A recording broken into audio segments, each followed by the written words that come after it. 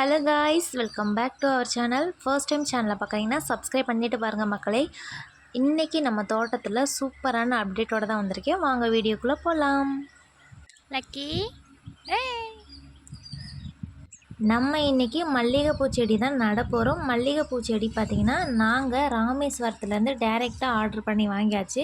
இது ராமநாடு மல்லி. இந்த மல்லி பார்த்திங்கன்னா நல்லா குண்டு குண்டாக காம்பும் பெருசாக இருக்கும், சூப்பராக இருக்கும். அதனால தான் இந்த மல்லி வாங்கி நடுறோம். எங்கள் மண்ணுக்கு பார்த்திங்கன்னா சூப்பராக வரும். நாங்கள் செம்மண் தான், அதனால் சூப்பராக வரும். நாங்கள் இந்த குழி பார்த்திங்கன்னா 6 அடிக்கு 1 போட்டிருக்கோம். சில பேர் 3 அடிக்கு 1, 2 அடிக்கு 1 கூட போட்டிருப்பாங்க. 6 அடிக்கு 1 போடுறதுனால பார்த்திங்கன்னா செடிக்கு நல்லா சத்து கிடைக்கும்.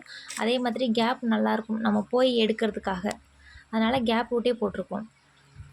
முன்னாடி வயலில் மக்காச்சோளம் போட்டிருந்தோம். அந்த மக்காச்சோளம் அடிக்கிறப்ப பார்த்திங்கன்னா விதையெல்லாம் சிந்தி காடே பார்த்திங்கன்னா மக்காச்சோளமாக முளைச்சி கிடக்குது. இதெல்லாம் மறுபடியும் நம்ம களை எடுக்கணும். விதைச்சா கூட இப்படி சூப்பராக முளைச்சி வராது, சூப்பராக முளைச்சி கிடக்கு. வீட்டில் சாப்பிட்டு தூக்கி போட்டதில் 2 கொய்யாப்பழ செடி முளைச்சிருந்துச்சு. அதை எடுத்துகிட்டு தோட்டத்தில் நட்டு வச்சுருந்தோம். ஒரு செடி பார்த்திங்கன்னா சூப்பராக நல்லா வளர்ந்து வந்துருச்சு. இன்னொரு செடி பார்த்திங்கன்னா கொஞ்சம் இந்த கருகின மாதிரி ஆயிடுச்சு, என்னான்னு தெரில. இந்த செடி பார்த்திங்கன்னா லெமன். ரொம்ப நாள் அப்படியே இருக்குது, காயும் வைக்கல பூவும் வைக்கல, ரொம்ப நாள் அப்படியே இருக்குது.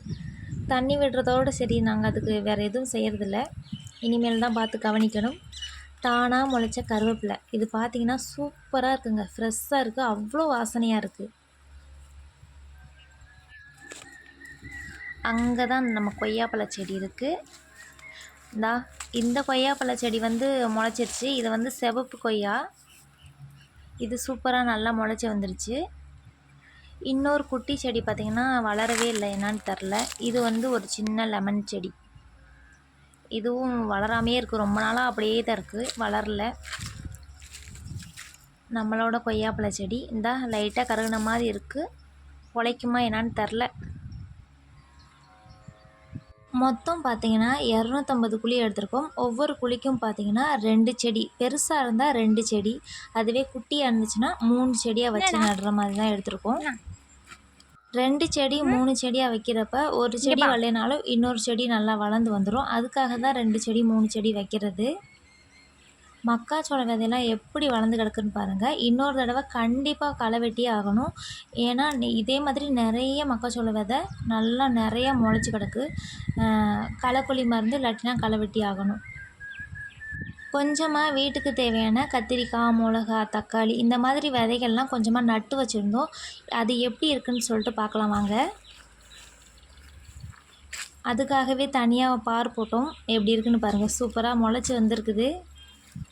தனியாக விதை போட்டு அதை நாங்கள் அப்படியே நாற்றை எடுத்து வச்சோம். இது தக்காளி நாற்று. பரவாயில்ல, சூப்பராக உசுர் பிடிச்சிருச்சு. ஃபஸ்ட்டு ஃபுல்லாக தக்காளி நாற்று. அதுக்கடுத்து பார்த்திங்கன்னா இதெல்லாம் மிளகாய் நாற்று,